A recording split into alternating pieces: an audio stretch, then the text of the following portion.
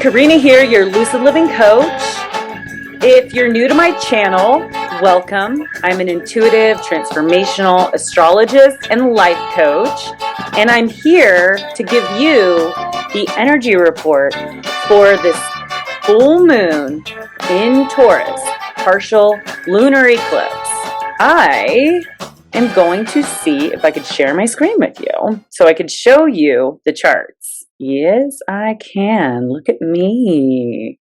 All right. So here is the chart for full moon in Taurus eclipse. It's happening November 19th, 2021, and it will be at 27 degrees of Taurus. That is the moon. So we have 27 degrees sun. What I had noticed about this, because we are in the United States, is I pulled up Biden's chart because I know that Biden is a Scorpio, but I wanted to know how much and where this will be affecting him, because it does have to do with my life here in the United States.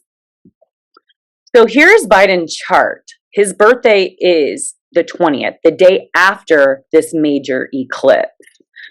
So that is telling me that Biden's solar return for the year is going to be very intense because his sun is at 27 degrees. And this is where the eclipse is. The full moon eclipse is in 27 degrees of Taurus in his sixth house of health, daily routines, and his work habits. There is definitely something that may be shifting for him with this eclipse, which is setting the stage for the next 6-month cycle. We might be starting to see some shifts in Biden's health or routines. So I don't know him personally. I know nothing about him, but I know that he was born in 42, which makes him kind of old. Also, he might already have some pre-existing conditions, and this maybe would shift either in a positive direction or a negative direction. So if he doesn't have any medical issues at the time, this could indicate that he may start to have some health problems, where he will need to then change his daily habits and his daily work routines. So not always, but this is just an indicator of. Sixth house also rules small animals. So if he has any small animals, then I would be a little concerned about that. Eclipses, full moons are completions. So if you have this happening in the sixth house, you want to keep a good eye on your small animals. Also, Mars and Mercury are pretty much conjunct in his 11th house. So he could be experiencing some issues in his networks and his friendships. There could be some shifts happening in his partnerships. This is wrapping up the nodal eclipses in Gemini and Sagittarius, and it's setting the stage for the new nodal cycle, which will be shifting into Scorpio and Taurus. So the North Node moves backwards in the zodiac. So here's the North Node. It's in 1 degree Gemini, and it's going to move into Taurus in January. Now, it's preparing because there is a true node, which is being reflected on this chart. And then there's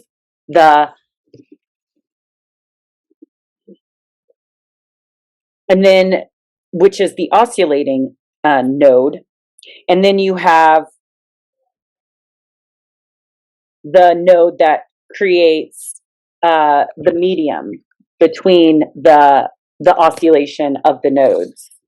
And that one will be switching December 24th, which is Christmas. And that is also around the time that there's going to be some big shifts with Jupiter. Because Jupiter is going to make his way back into Pisces. And this happened in May, which is crazy because this eclipse is wrapping up that 6-month cycle, because we did have eclipses that were in, I believe, May, but I have my calendar right here. Yeah. So May 26th was our last eclipse that we had, May 26th in Sagittarius. Then we had one in June, sorry. So June 10th was the last eclipse that we had, which was 6 months ago. November 19th will be the next eclipse in the sign of Taurus. So all the Taurus, Scorpio energies, fixed energies will be feeling this shift. And the Sun and Mercury will be conjunct here in Scorpio, as well as Mars. So we have Mars, Mercury, and the Sun all in Scorpio, which is transformation.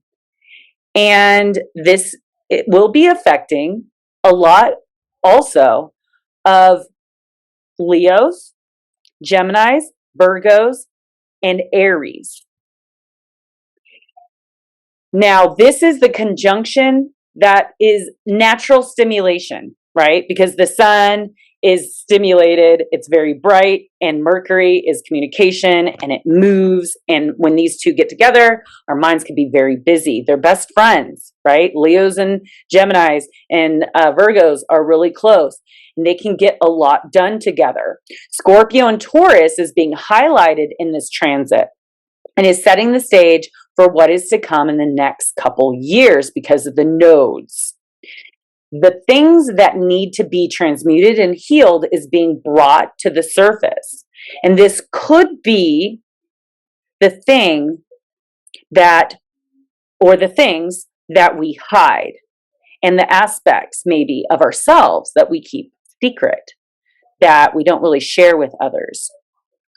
And things that trigger us from the past, because I'm seeing Chiron is right here, and it's being squared by Venus, which is the ruler of this full moon, being sextiled by Saturn, which is in Aquarius. So our past lives or childhoods may be being triggered, things from the past. And this could be a part of us that we've been asking not to get in our way of our abundance that we're seeking in our lives. But somehow it just keeps coming up, and we need to look at it and work through it and transmute the energy so we don't repeat past cycles. Whether that be at home and the family that we desire, or the dream career, or creating more loving connections in our lives, Scorpio is exposing the truth through the deep involvements and penetrating the depths of life. So our vulnerabilities are being looked at this time. We will need to have some honest communications or conversations with honesty and transparency. And in that, we will be rewarded with our desires that we have exposed. So it's kind of like, if you don't ask, the answer is always no. If you don't ask what you want from the universe, then most likely you're not going to manifest that. But this shift will be our destiny. and the plans that we have or had. Our wants are aligning with our thoughts, and those exciting emotions will be manifesting some new opportunities in our life. This is also a good time to start a new business venture. But with anything, Scorpio is considered dark and death. And through the darkness and the depth and the death, we will have our rebirth. So this tends to be very intense. Scorpio is naturally intense, and we can be very vulnerable with this Scorpio energy. With the moon and Taurus, we're really trying to find the kind of the silver lining in this darkness. And we're trying to create more abundance and love and connection in our life. And Mars being in Scorpio is very strong here.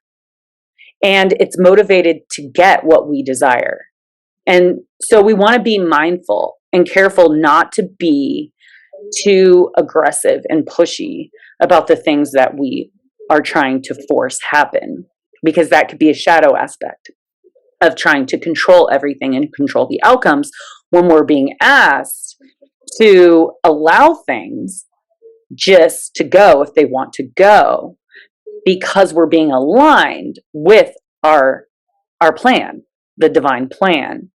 If we want something, though, we understand, because Scorpio is raw, we understand the work that it will take to achieve it with determination and drive, because Venus is in Capricorn now, which moves very, very slow. But there is some shifts happening, and I'll get right into that very shortly. Don't want to jump the gun. So we need to allow the things to go that want to go. And we understand that it's going to take a lot of work and dedication to achieve what we need, because we have to have drive. And that's what Mars and Scorpio is helping us really understand what we want and what we desire, and that maybe we haven't shared with anyone. We just have to know when to let go and let the universe do its thing. So, for example, maybe we have been denying something that we have really wanted in life because we don't want to be hurt, because we don't think that we could manifest that for ourselves or accomplish it for ourselves.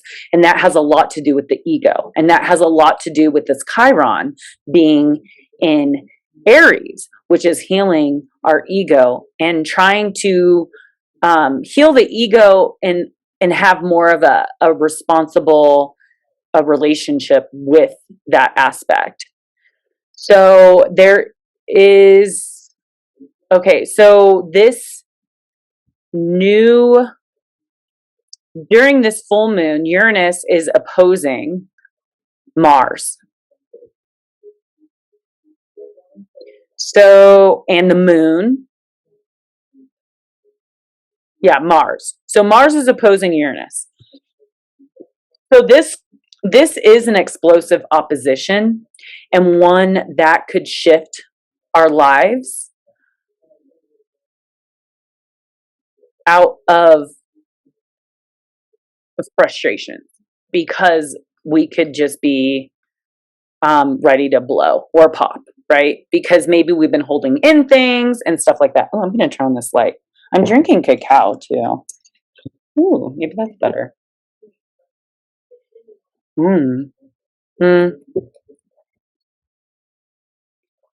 Okay. So with this opposition, there could be explosions, right? And my advice is, when you are feeling this uprising about something, or you're over your current situation or job, take a deep breath and plan your escape route. Okay.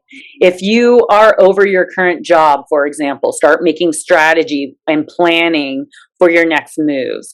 Build a resume or start applying for new jobs or start writing up your business plan. Regardless of the circumstances, things will be shifting and changing with this eclipse. So it depends on how would you like to exit. Sometimes the explosion is more stressful on us. So let's try to make this transition as gentle as possible for ourselves. For example, let's say you're just super sick of your job and you could just, say, do your own work to your boss and, shove it. And then you walk out and you have no job. Okay. You don't have any backup because you quit. And so you're leaving yourself in a very vulnerable situation. That would be a negative side of this transit if you're not thinking and you're not prepared. And this is why I make these videos to help you guys prepare for maybe stressful situations and energies that could be coming. Because all astrology is predictions, right?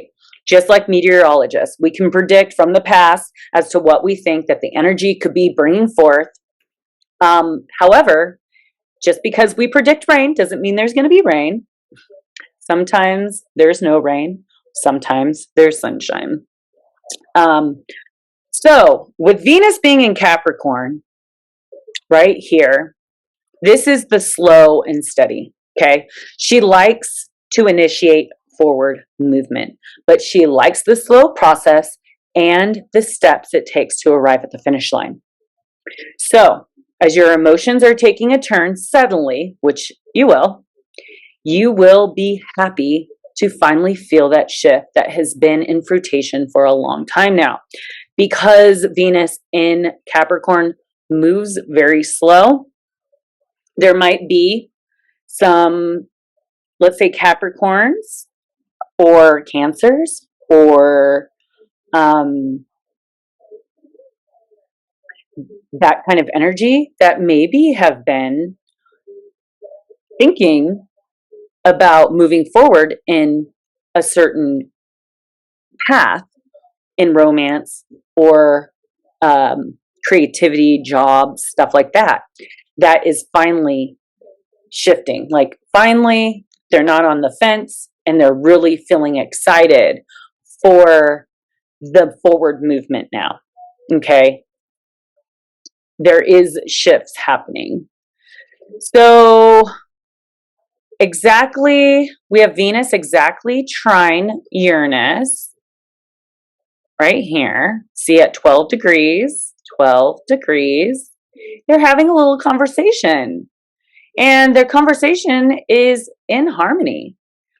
So this Uranus is about the future.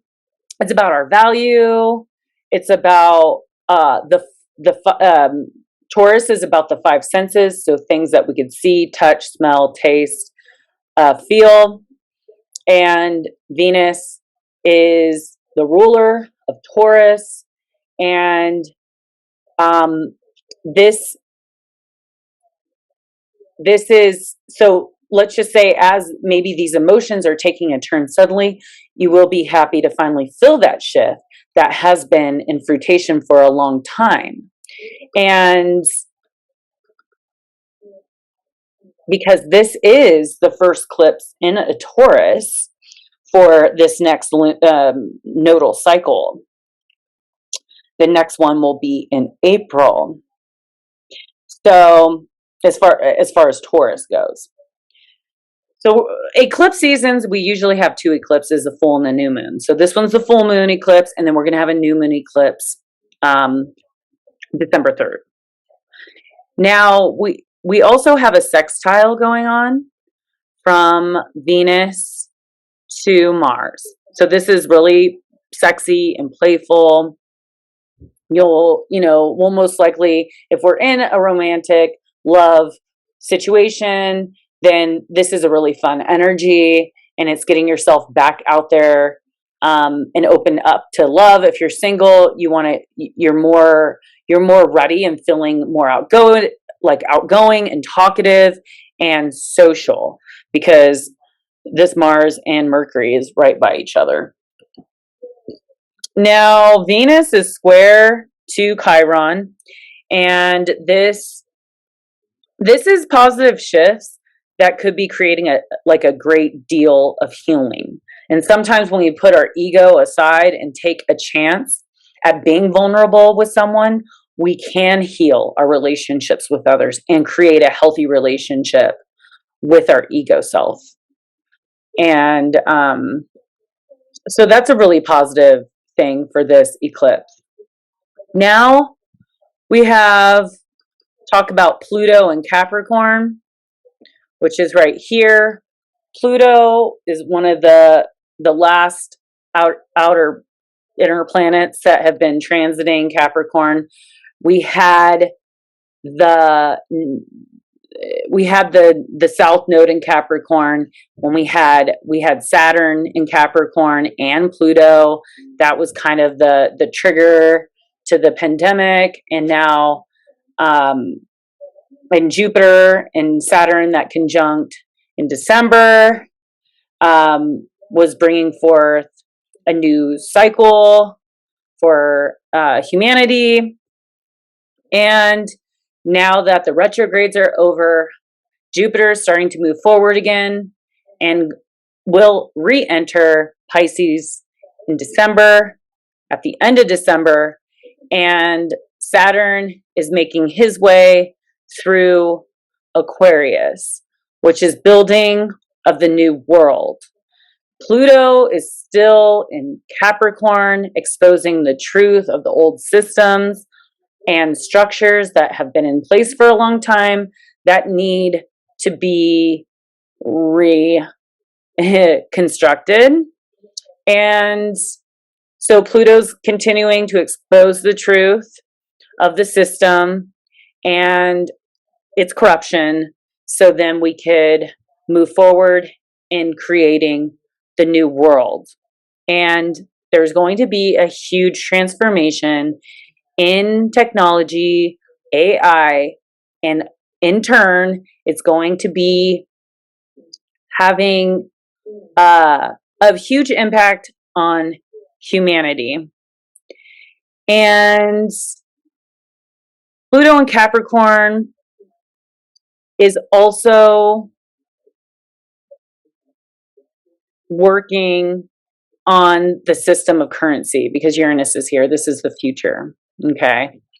And so we are seeing more systems of value and currency, or cryptocurrency, and new things that are coming in that are a part of the new world that we're trying to build and kind of save us during this transformation into the new world. But the old world, like I've been saying, is holding on for dear freaking life. Really does not want to let go and change. And that's kind of how people get fixed in their ways, right? And the next couple years, okay, so through starting November through 2022, all the eclipses are going to be in the fixed signs. And this is going to be very uncomfortable for these fixed signs. I'm a fixed sign. I'm a Leo. And so the fixed signs is Leo, Aquarius, Scorpio, and Taurus. These are the areas where there's a lot of shifts happening. And this is going to be pretty much through 2023. The eclipses will be in these fixed signs and energies, and this is kind of initiating this cycle. Now, Pluto in Capricorn is sextile Neptune and sextile this Sun and Mercury area. So we may be seeing the exposing of the truth through the lies that have been being projected on the media. And our current president is a Scorpio and will be filling these shifts. So we should be watching him closely for the clues, okay? We also have Pluto trining this full moon in Taurus, which is giving some positive energy flow to this area of our value. So this could be very positive upward movement in cryptocurrencies, and maybe seeing some of the new stuff, the new systems that are being built for this new world. So that is exciting. Now, I also pulled up Kamala Harris's chart. She is October 20th, which is crazy, literally like a month apart as far as birthdays go. Look, he's a 22. So he's November 20th. She's October 20th. She is a Libra sun at the very end, very close to Scorpio energy. And her sun is conjunct Mercury, which, she's very busy. She has a lot of mental stimulation, and her Mars is in Leo. She's really passionate about her independence, and she's very courageous and courage, being, definitely a Black woman in office. She's got that courage. She has the drive, and she also has the smarts with her Venus being in Virgo. So this is very Virgo, her Mercury being in Scorpio, where she's more of the silent communicator. She knows what's going on. She's very intuitive. Her moon is in Aries, which makes her very strong-headed emotionally. She's very driven, not very emotional, but she definitely has a lot of fire and passion. She's pretty balanced here. She is a full moon baby because the sun and the moon are exactly at 27 degrees. So she was born on a full moon.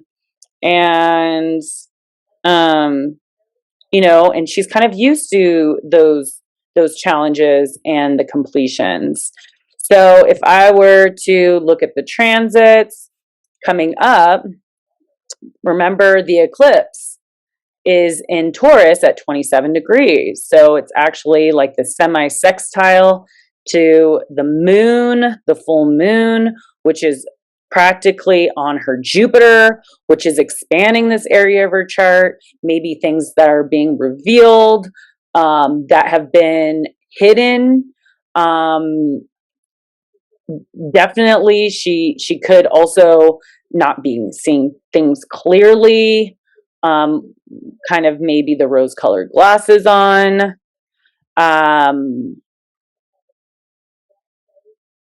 The sun will be in her 6th house and transiting that, so she's just really working on her work and her health, and really just focused on her abundance and her money and her feminine energy as well.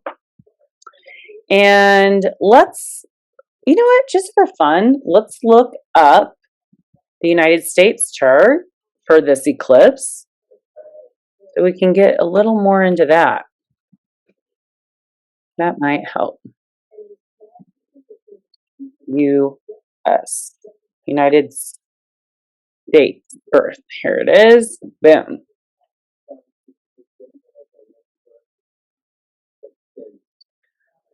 All right, so here's the United States. The eclipse is happening 10, 20, 27 degrees. So it will be happening in our 6th house as well. 6th house, how we work. And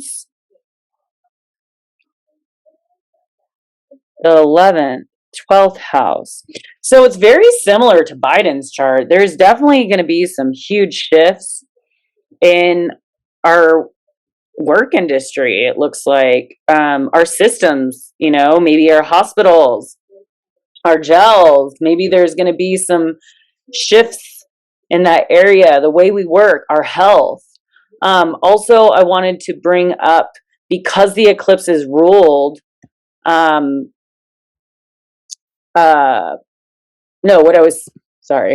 let me go back here. I also wanted to look at Uranus. I don't know, Uranus has been sticking out a lot to me. And so the last time that Uranus was in Taurus was in the 1930s. And this is why I looked up stuff from the 1930s. So the 1930s, I looked at the chart, and I'll show you guys what I'm looking at here.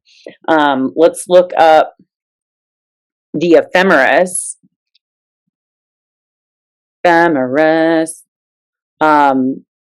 I think it was 1938 was the last time, 1938, that Uranus was at 12 degrees of Taurus. Okay, here's Uranus, here's Taurus, okay? So 12 degrees, so I'm right. So April of 1938, Uranus was at 12 degrees, right here. It was around April 8th, is the same as where it is today. So I thought, well, for shits and giggles, let's look at what's going on in history during that time. So Taurus had Uranus just entered Taurus in 1930s. And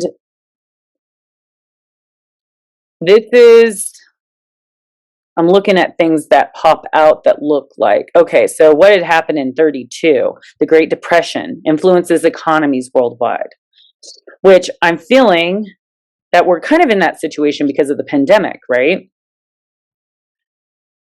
Then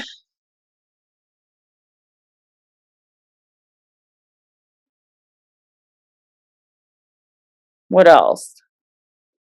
Hitler announces the state-censored people's car, Volkswagen. Huh, very interesting. Machine gun is demonstrated by the Japanese. Donald Duck. Disney introduces the character Donald Duck to be animated, short, the little wise hen. Things that stick out, guys.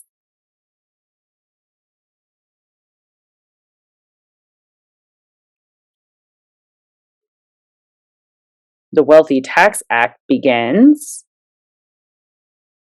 Oh, look, 1938. This is where Uranus is today, where it was back then. Oh, the War of the Worlds is broadcast. Germany begins its prosecution of Jews. That's pretty huge. Who are they going to prosecute now? Okay. Sports. Blah, blah, blah. Okay, let me see what else I got. What happened in 1938? Important news and events.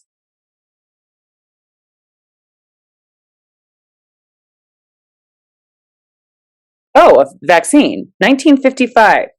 Salk had successfully developed the polio vaccine. Now, polio came out in like 1800s, 1875. Let's look. I looked it up. So, let's see here. 1875, U.S. polio epidemic. Okay, and you could look at investigates polio immunities. You can start looking at what's going on and how long it really took them to come out with the vaccine. I'm guessing this might be one of the first vaccines that came out. The earlier polio vaccine trials, they started the trials in 1935. Okay, if the epidemic was 1975, let's just, where's the calculator here? Let's see. 1875 minus 1875 minus, when was it? 1955. 80 years. Wow, right? It's kind of crazy how long it took. But then if you look, test polio vaccine on children in the 1950s. So it just shows how extensive and long it takes to come out with a vaccine that's effective, right? Even this might be the first, so I'm sure that there's a lot more evolution with the way that they make vaccines and stuff like that. But polio vaccine was suspended in 1955. Polio vaccine and Simonin virus. Polio vaccine license in 1960. Polio immunization efforts in Stan.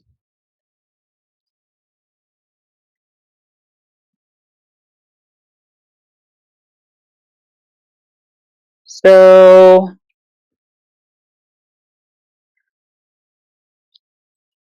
that's just to show you a little bit of the history of the vaccines and like the process of them being made.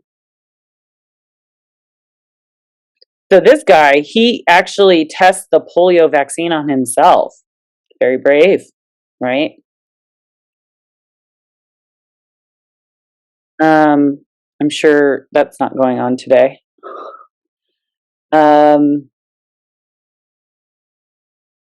So I was looking at 1938 right here. Poliovirus in human nervous tissue, growing poliovirus in human nervous tissue. So this has all happened the last time Uranus was in Taurus. So that's very interesting, right? So they were doing polio vaccine trials in 1935, which we've already passed that Uranus degree point currently. So polio, there is a correlation here between this, this crazy pandemic with this polio epidemic from back in the day. So we could just look at history and see what was happening just through a little research to see what might be coming up next. Oh, this is interesting. Germany nuclear fusion discovered with uranium, which Uranus is a part of that word, Uranus and Taurus. Taurus is like, the five senses, and Scorpio is opposing it. That's the things that we don't see, that Taurus, it's opposite of Taurus. So if we experience the five senses here in the physical, Taurus is what we don't, that we just sense, the sixth sense and stuff like that, right?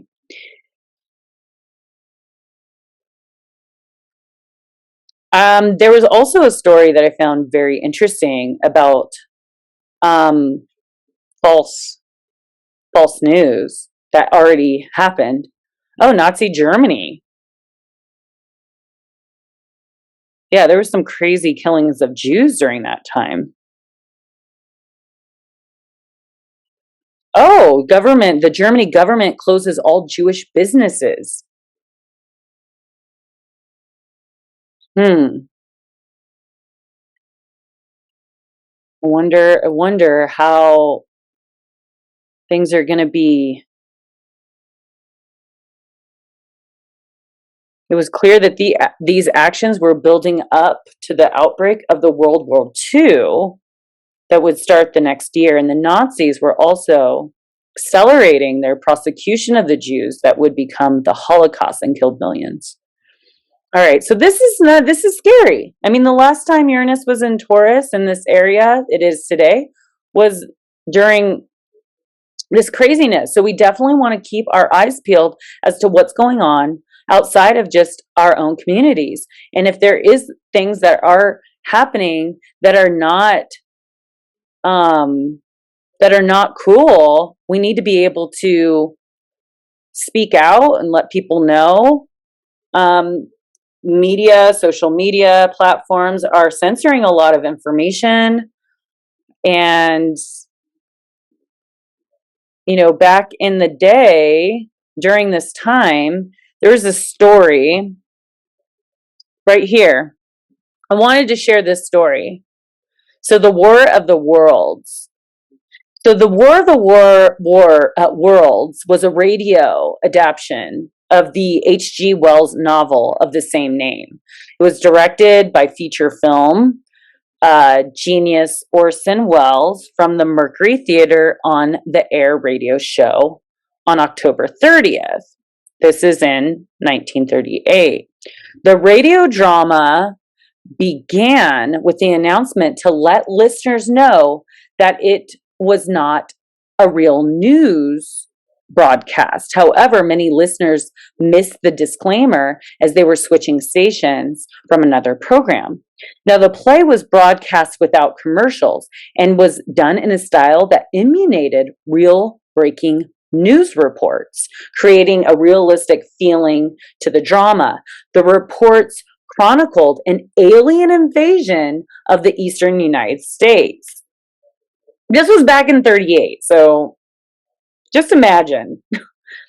After the play had ended, newspapers reported that the broadcast had incited a mass panic in the country, stating that many believed the hoax to be real. While it is true that some listeners were disturbed by the fake reports, there was no evidence of a mass panic taking place, but they were broadcasting that there was. In reality, not very many people had actually listened to the program, and it is thought that many of the reports were made up by the newspapers, who had been angry that the booming business of radio was increasingly taking a large portion of their ad revenues. There we go. We have a small example from the past of money wars between these high media, powerful people. They're influencers.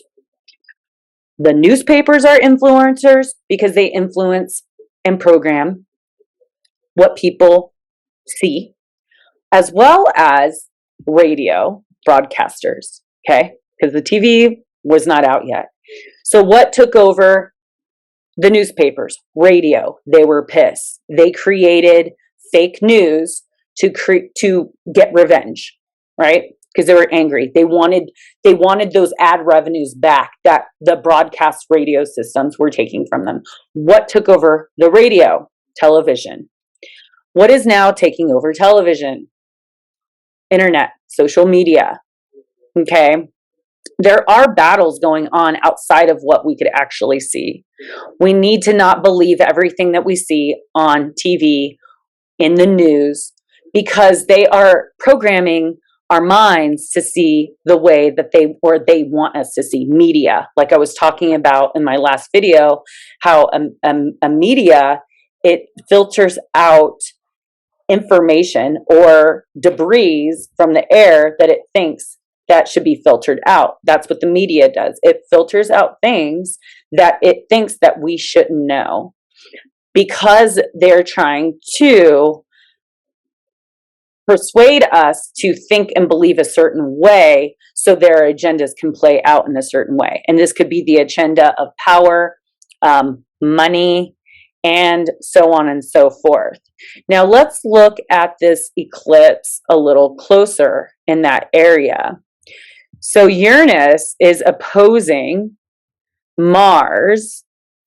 Let's see, media. Media is more Gemini and Mercury, right? Gemini is being highlighted. The media is going to be highlighted. And The sun, Mercury is the ruler, and so that's sitting in between Mars and the sun. This could be creating some opposition. It could be creating some violence. It could be creating fear. Okay. Pluto, everyone's afraid of the taboo. Everyone's afraid of the dark. Everyone's afraid of the things that are of the unseen. But I think a lot of things are going to be revealed during this full moon eclipse. And I think that maybe, we're going to find out some things also about Biden, or maybe Biden might reveal some things. Maybe he might trip up and expose himself, because that could also be a possibility. Now, let's see. I think that was all that I wanted to share, but I just wanted to show you guys kind of like the process of what I research and go through to try to pair things with astrology. And if you are interested in learning astrology, I do host classes to teach you how to read astrology, charts, if you are interested, as well as if you'd like to know your birth chart. Like I just pulled up Kamala Harris's chart, Biden's chart. Everything has a chart, including our businesses. And this is what astrologists do. We will take your chart and we can look at what is going to be shifting for you and how you can make the best of the energy that is being presented. Even opening a business, everything has a chart, okay? And everything has an effect on everything, and history repeats itself. And so with that being said, looking back at history to see when the last thing that this happened. So let's look at the nodes. I think that would be fun. The ephemeris, right? So let's look at 2013. The nodes were, I know Saturn was in Scorpio, I think. Yeah, Saturn was in Scorpio and the nodes were in Scorpio. Okay. So this is the North node was in Scorpio. Now we're coming into the North node in Taurus, which is opposite of this. So this next year will be a reflection of what we had initiated in 2013.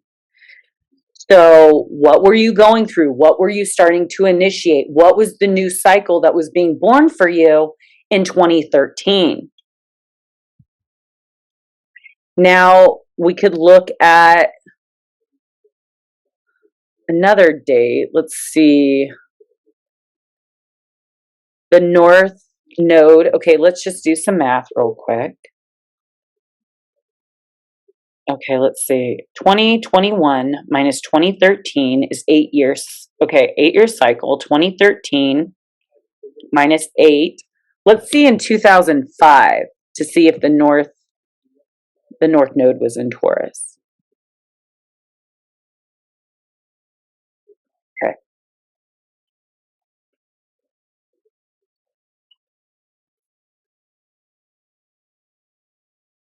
Nope.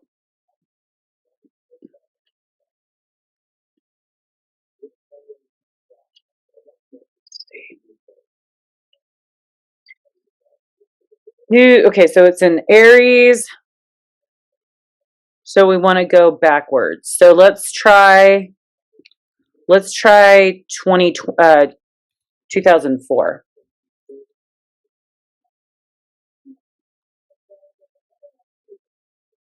There it is. So the last time that we had North node in Taurus was in 2004. What was happening for you in 2004? I know I was living in San Diego. So this was,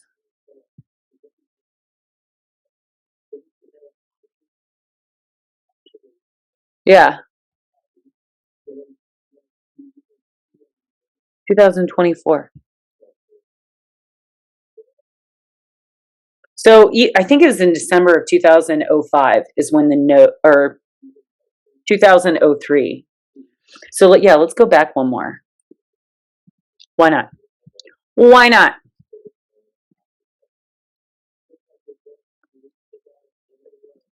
We have all kinds of ephemerises. Okay. 2003. That was probably when the node shifted, where it's going to shift in January of 2022. Yeah. Here it is. 29 degrees. This is going to be in January of 2022. I have the ephemeris printed right here. Yeah, so 29 degrees of Taurus will be on around January 19th of 2022. So what was happening in April of 2003? This is going to be similar. So let's look at so 9/11 was 2001, right? That was the North Node in Gemini, which created a lot of restrictions on travel. That's why we have to take off all of our clothes when we're at the airport because of 9/11 and the restrictions they put on travel. Now, the North Node in Gemini has been happening all throughout COVID. And COVID put more restrictions on travel. Then, what happened in 2002? 2003 is going to be looking at what might be happening for 2022. So, there you go, people. Just a little peek into my world of astrology and what fascinates me about research and history and science. So I hope this was helpful. I know that this is a lot of information. We are going through a lot of shifts and transformations.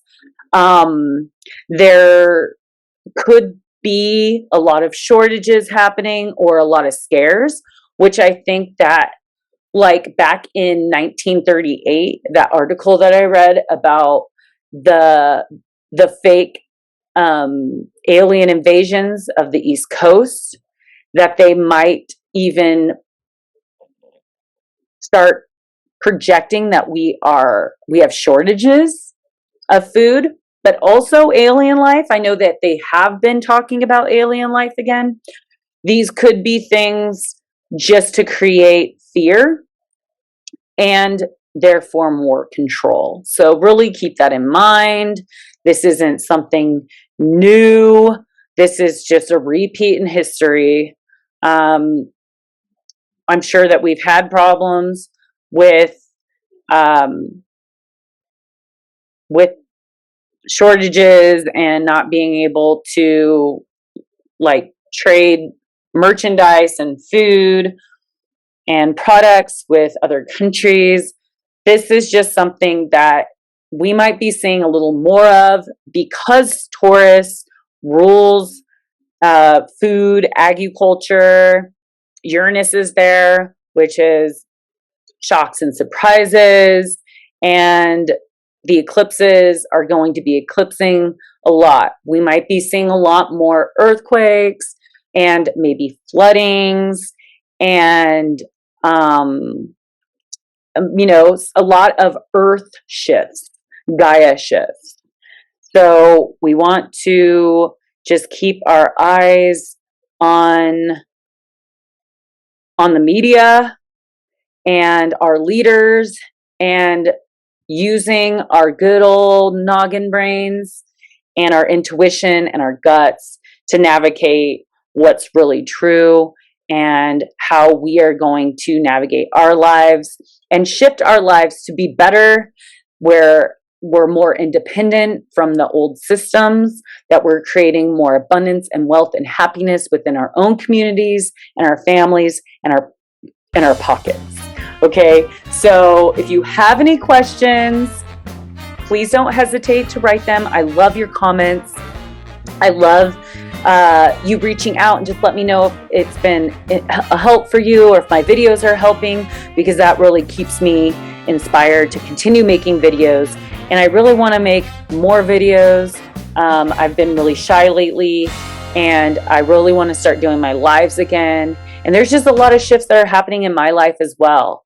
We are all connected, and I want to make sure that I am being a support to my friends, family, and my communities, and to share my superpowers, because we're all stepping into our superpowers. If you know what yours is, what you're good at, share it with the world, because you are special. We're all special. We all have our own strengths and our own weaknesses. And by building a community will help us get us through the hardest times. So with that being said, thank you for joining, thank you for liking, and thank you for sharing my videos. And I will be doing a card reading if you'd like to stick around for that. All right, peace out, your Lucid Living Coach, Karina. Okay, so I forgot to read the inside degrees for the 27th degree of Taurus. So I'll read that now, and then we'll go through with the card reading. So a man sculpting hinges into animal forms. Making a great deal of something out of almost nothing is the mark of fantasy and uninhibited imagination. You prefer to be presented with basic, simple, and ordinary things. Inside your soul, you turn these into what they originally were, releasing their primal power. When alchemy runs this close to the bone, it is astounding what it can do.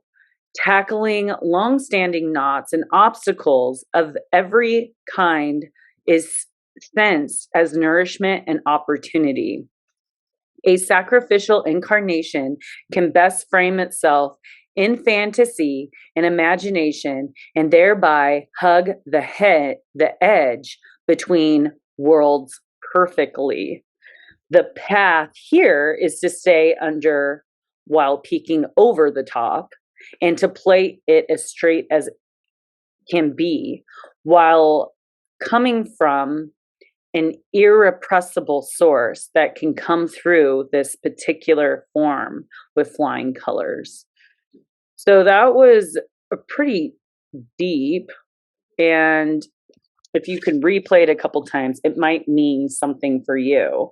But Taurus is about the five senses, and sometimes that is about something basic and simple and ordinary, because it's just the things that we experience in the physical world. However, the opposite of that is Scorpio, which is things of the unseen that are of more fantasy or imagination, that the physical world would think it is, right? Sometimes we can have an inner knowing about something, and the physical world or our ego tells us that it's just our imagination. But we need to trust more in that intuition and that sixth sense that we do share, because there is a physical and a metaphysical world. Now, I'm going to get into the card reading. I'm going to do 4 oracles, and we'll close with tarot.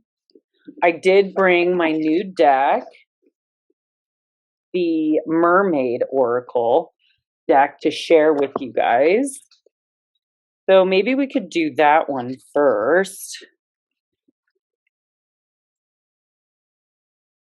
So this is for the full moon in Taurus, collective full moon in Taurus.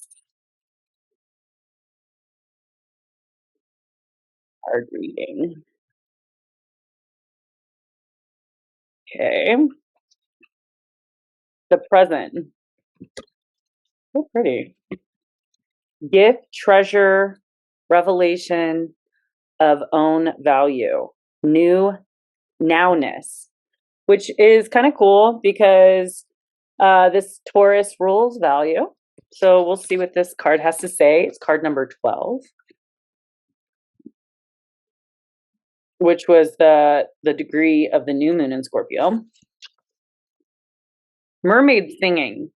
We have heard that the warm, semi-tropical waters of Australia's Moreton Bay, a group of marine biologists, have recently recorded fascinating new interactions between dolphins and humans.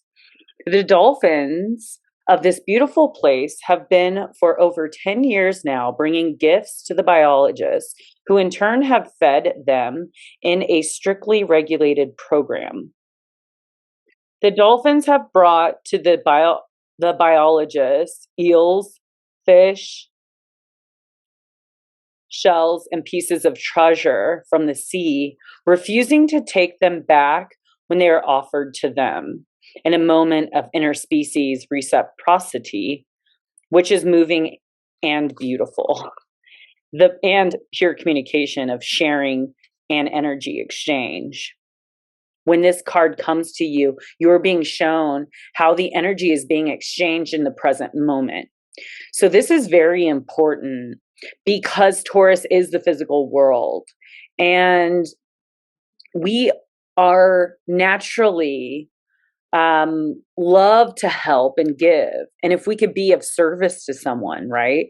There's some people, and I have noticed this recently, is when you are receiving from someone and then you try to give, sometimes they're reluctant to accept your gifts or your help, which is kind of funny because they're allowed to give, and it is not made to feel weird or like resistant about it, which is a gift to the person that's giving, because when you allow someone to give to you or to be of service to you, it really gives that person not only a good feeling, but it creates more abundance in that person's life, because that's how energy works. When you give out energy, you receive that same amount of energy, if not more, in return. So the deviation for this card is there will be either a gift given or a gift received, but there can be no true gift without reciprocity. I always have a hard time saying that word. When energy is exchanged, bonds grow closer and the connection is deepened. The exchange of gifts may also be about the giving of time and energy to each other, shifting and moving away from the typical kind of work for pay into a more flexible system of exchange and caretaking. Friends will offer to do things for you, and before you feel beholden by them or hesitant to accept because you do not wish to be burdened, remember the joy of the gift is the giving. And a gift cannot be given unless there's a true connection. The gift, when this card is upright, comes from a pure and good place. It is joyful and is given to the very best of intentions. It will draw you closer and create even more intimacy and trust in your relationships. A beautiful sense of partnership will evolve out of what seems to be a simple act of generosity. The exchange will never end. It is a bond forged beyond time, and as long as there is love, caring, trust, and energy, grows and ripples out into the world. And this was a beautiful card. This deck was actually gifted to me. So that's funny that card came up. I remember when I was younger, I had a hard time receiving nice things and gifts. I think it had to do a lot with how I was raised, my sense of value, and my ego of wanting to be strong, like I don't need help or I don't need things. But as I started to grow and understand the importance of giving and receiving and allowing, which is a very feminine energy, is allowing things to come in and for people to give their energy or things like energy, things are energy, gifts, acts of service is your energy, and how much that is good for the other person. I really love to receive now that I'm older. Whereas, thinking back to all the times when oh, here, animals, um, when uh, when I was given certain things, it's 222 right now. That's good. Partnerships. Yeah, when I've had partners and people want to give me things, and I remember going on dates when I was younger and picking like the cheapest thing on the menu because I felt bad, and that's just not how I work anymore. If someone wants to give, the amount that they give is the amount or more that they're going to receive. So I want to definitely be able to bless them by allowing them to give to me. And I think that's how we should see it as well. So this card is knowing. And within you resides great treasures, vast reservoirs of strength, courage, wisdom, compassion, and love. Open your heart and acknowledge your treasures that live within. For this calls forth infinite treasures from out there. You have so much worth. Listen to the whispers from your heart. For maybe it's time to create the life your soul has been nudging you towards. Become aware and sense your body, connect deeply with your breathing. Imagine you become your breath as it moves into its own natural rhythm. Allow thoughts to float by in your mind. There is no need to connect to them. Just feel all the being as it is. Open your heart and feel into the very being of you. Move through your day and night in the presence of your knowing. So the next card I'm going to pull will be of the Threads of Faith.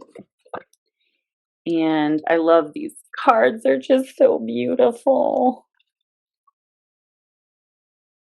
Look at that. And they're gold and purple. I'm going to go ahead and shuffle. So we have 2 more oracles.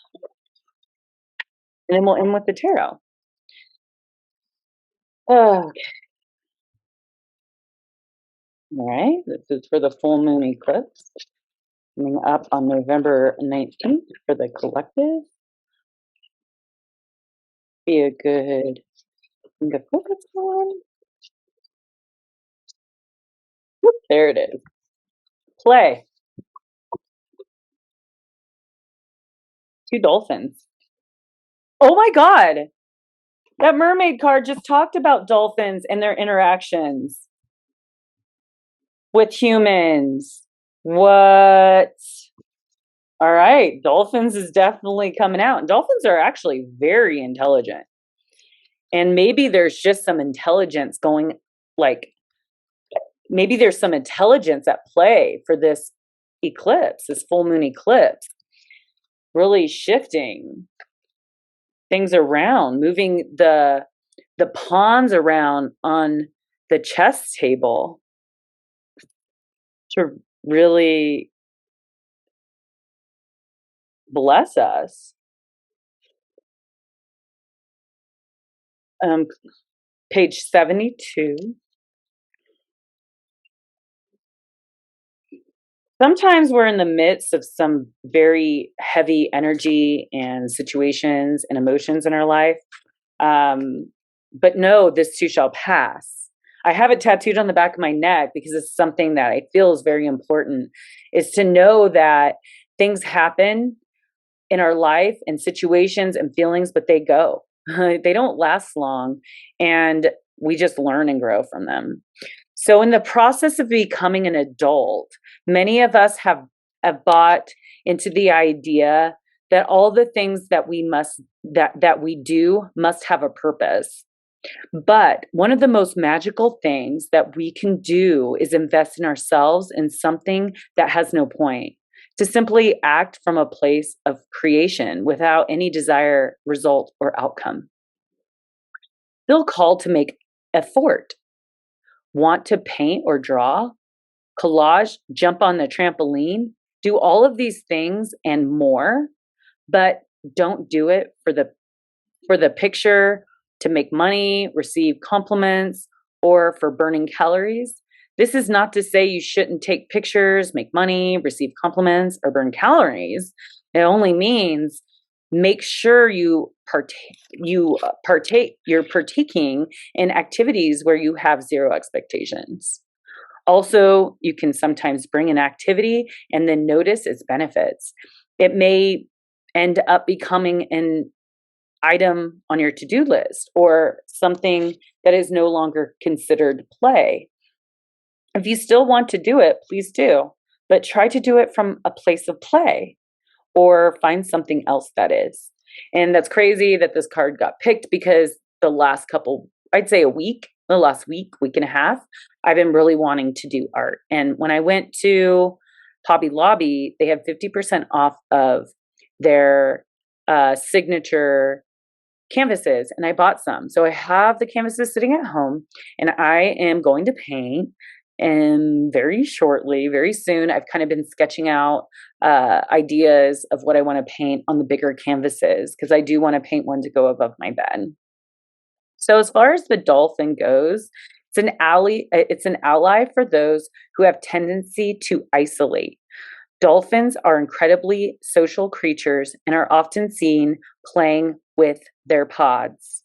In addition to that, they are empathetic and have not only documented helping fellow injured dolphins, but they will do the same for humans and whales, which that card before told us. Call upon dolphin as an ally if you struggle connecting with others or relaxing in a social environment. So that is crazy synchronicity. Nothing is by accident. And now we're going to move on to the spirit animal messages, which we've already got the dolphin, I feel, twice. So that would be crazy if we got another dolphin. That would be nuts. Like, okay, we get the point. But this is for the full moon, Taurus, collective, the dog. Okay. Now that they got the dolphin point across, the dog, your loyalty and faithfulness is misplaced by serving too many masters. See what this dog card deck has to say. Whom do you serve is the question at hand here. When you compromise your personal integrity through misguided attempts to place others out of fear and their disapproval, or to avoid upsetting them, you deny your own inner authority and give away your power. You become their servant and they your masters. You allow this by assuming that another person or organization has greater knowledge, power, and spiritual wisdom than you, and put yourself in a less than position. While others may possess some of these attributes to a greater degree than you do, you can honor them as teachers, not masters. Children may rightly look to their parent for this sort of guidance. However, as they mature, it's appropriate that the leash to their parents' authority stretches and is eventually severed. The human error is to continue to project this parental authority onto other people and institutions, and then either abrogate their will or act in opposition to that perceived authority. Over a number of years, you may find yourself attached to the leashes of many masters, leading you to feel fragmented and to some degree powerless. Instead, take off all those collars and let spirit be the one true master. Then you will experience true freedom. Wow. So the association for this card is faithfulness, loyalty, unconditional love, forgiveness, service, helpfulness, companionship, playfulness. So we got another playful card, guys. These cards are not lying. So let's go ahead and wrap this reading up with a couple of the tarots, and we'll see what is going on. There's a lot of shifts happening in this 3D dimension. Oh God, jeez, all the cards are going crazy here. Too many.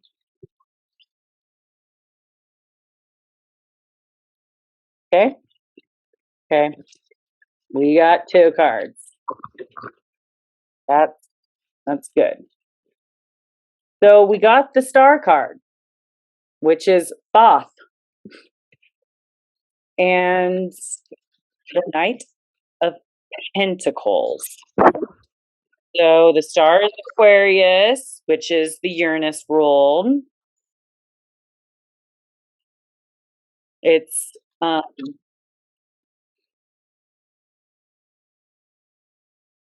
reward others.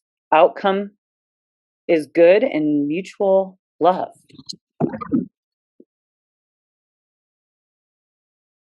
The Death card, Scorpio. Okay. The Moon card, Cancer. We got some water signs coming out here. Got Aquarius, Cancer, Scorpio. Is the sun will be in Scorpio and the moon will be in Taurus, where Uranus is. I think that might be it. Yeah, let's go ahead and just go with those. So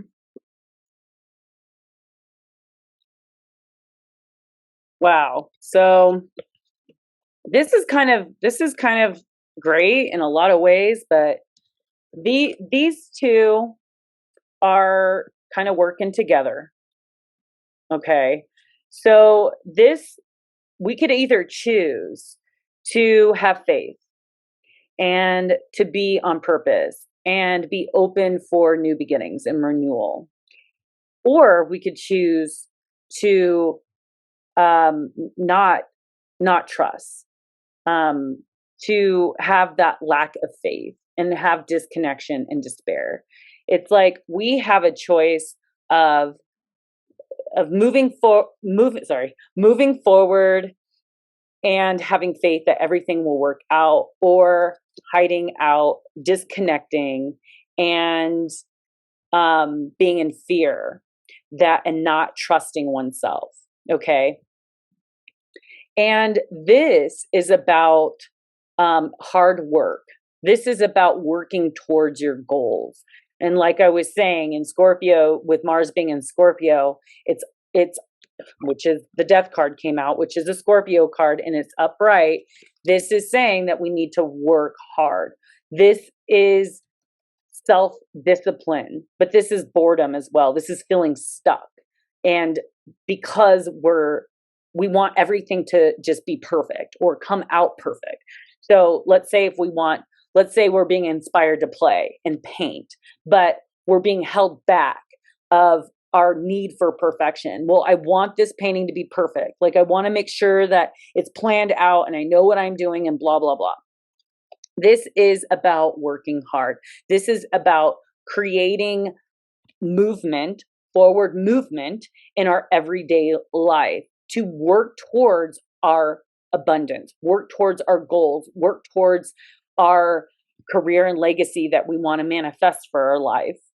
Okay, so we want to get out of this, because being bored is from perfectionism and judging and not moving forward because we're in fear. Okay, so we don't want that. Now, this death card is about resistance to the change, these shifts that are happening, because everything is shifting. This is personal transformation. This is inner purging. And this is about accepting the transformation, transmuting the darkness into light, and understanding and trusting in the process. Okay. This, however, would be endings, change, transformation, transition, but this is some kind of resistance to the change. And when you resist things, things can break. Okay, relationships could break, goals and moving forward could break when we are not allowing the change to take place. We just want things to stay the same because that's safe for us. This is not what we should be doing. Okay, then the moon card came out. And this is about fear, anxieties, your unconscious, your intuition, and your illusions, which there is still this Neptune in Pisces that is being activated. It is a water sign, so it's being trined by the sun. And we want to make sure that we are trusting our intuition. If we feel that this is going to be good for us, we feel that we're going to grow and we're going to learn, and it's going to create more forward motion and not stagnation and boredom because of our ego and our perfectionistic ways, then this is good. But, in doing something different and taking a chance can create a lot of anxiety. And it's about moving through it and transmuting it into excitement, because sometimes that could be the same. Being in love, sometimes our heart starts beating fast, right? Or like you kind of, your heart skips a beat. This is excitement. This could be, misinterpreted as like anxiety or you make me nervous, but really it's excitement and it's getting your heart pumping. And this is about releasing the fear and releasing the emotions that you've been repressing, and being able to communicate maybe the confusion that you've been feeling, or just like connecting with that other person in a more communicative fashion.